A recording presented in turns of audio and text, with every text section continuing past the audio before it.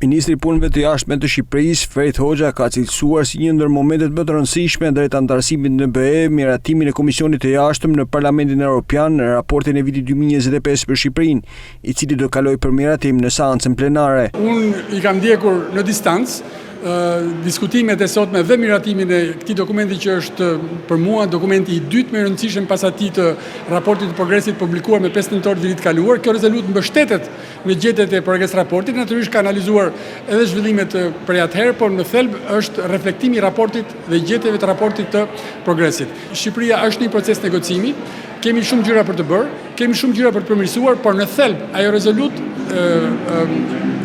vërteton edhe një herë rrugën e drejtë në të cilën jemi, progresin e padiskutueshëm, shkallën e bërjes dhe realizimit dhe jetësimit të reformave dhe nevojën për të bërë më shumë dhe më mirë. Ministri Hoxha deklaroi se Shqipëria nuk ka asnjë ngërsh me asnjë vend sa i takon negociatave. Shqipëria nuk ka absolutisht asnjë ngërsh me asnjë vend, në asnjë fushë specifike, por natyrisht kemi shumë angazhime dhe detyrime për të plotësuar.